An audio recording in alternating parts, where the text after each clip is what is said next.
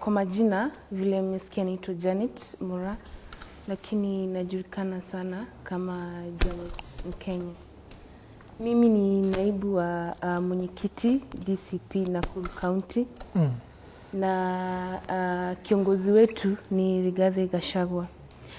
County ambayo yenye ninatoka ya Nakuru ni county ambayo ni cosmopolitan na iko na jamii tofauti, na sisi ni watu ukaa pamoja kwa amani. Swala lenye uko nalo leo kuhusu muungano wa rais wetu na Gideon Moi, ningependa kusema hivi.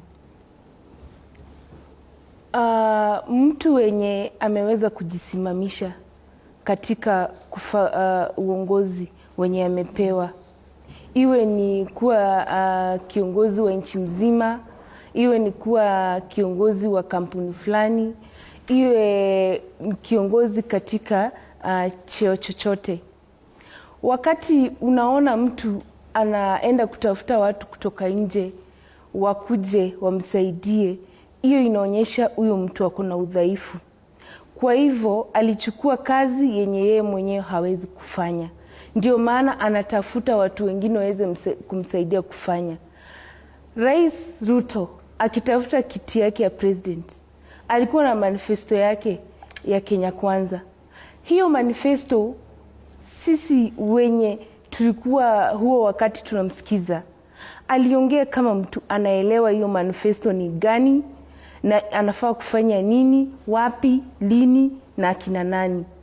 Sasa yeye kuenda kuchukua viongozi wa upinzani kama Raila, alafu anarusha nje mtu kama Rigathi Gachagua wenye walitengeneza na yeye serikali pamoja. Anarudi kidogo kidogo, ameyumba, ameenda ametafuta sasa Gideon Moi. Mtu wenye haelewi manifesto yako wenye ulijitengenezea wewe mwenyewe atakusaidia aje kwa uongozi? Wewe umetupa wale wenye mlitengeneza na wao serikali wanaelewa manifesto kama Rigathi Gachagua, na ni kwa sababu ile wakati wa Gen Z alikuwa ameanza kumwambia si usikize hao vijana wanasema nini, akamfukuza nje. Sasa yeye, sisi saizi sisi tuko united opposition and we are comfortable at that place. Siasa ya hasla imewasaidia hasla na vijana mpaka sasa hivi tangu Rais William Ruto aingie uongozini. Siasa ya hasla, hata kabla tujaenda mbali sana, huyu Gideon Moi ameleta kwa serikali saa hii, huyo sio hasla. Kulingana na agenda yake, hasla ilikuwa ni mtu mwenye ni mdhaifu, hajajisimamia, hana pesa, hana kazi, na wengi wetu wenye tuna fit hiyo bracket ni vijana. Sio watu established kama Gideon Moi ama Raila Odinga.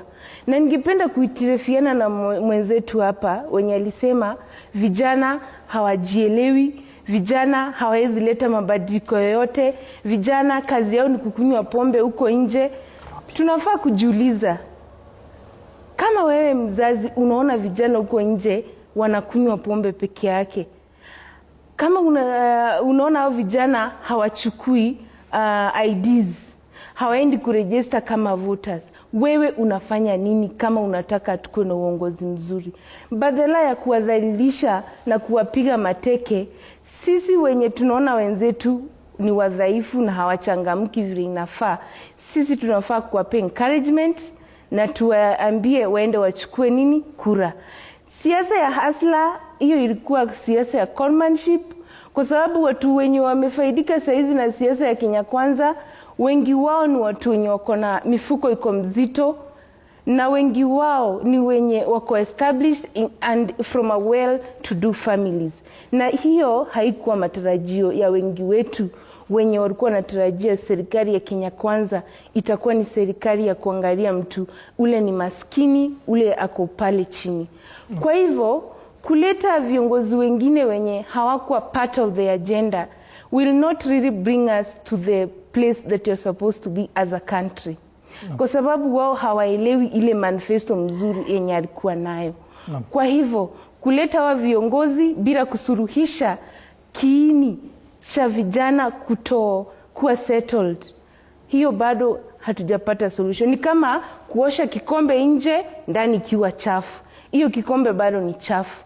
President wetu anafaa kukaa chini ajiulize, hawa watu wote wenye ninaitirafiana nao wako na dissenting opinions, kiini cha hizi shida zote ni nini?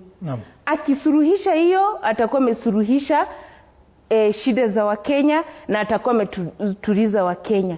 Hata akiona atafute Yesu amlete kwa coalition bila kusuruhisha hizo mashida zenye vijana wako nayo, bado hajasuruhisha shida za vijana na shida za Wakenya. Na ningemaliza kusema hivi, masaibu mingi tuko nao kama Wakenya ni ukosefu wa kazi, ni kutokuwa na afya, na sahizi ninaongea hivi wazazi wetu wengi hawawezi kutulipia hadi karo, kwa sababu ile mfumo wa zamani wa kulipa karo hata vyuo vikuu ulibadilishwa. Kwa hivyo tuko na vijana wanarandaranda huko mtaani juu hawajaweza kuingia shule, na wenye wamemaliza hawana kazi, kwa sababu kazi imekuwa for the very chosen few. Kwa hivyo kama vijana wenye pia tuko hapa, hata tukiwa kwa hizo vyama vyenye wanaingia kwa serikali ya Ruto, mkiwa huko ndani pia nyinyi jiulizeni, ulizeni hao viongozi wenu, share ya vijana ni gani? Kwa hivyo tusikue sisi ni kwenda tu kazi yetu ni kuwapigia makofi namna hii na tunakuwa spectators.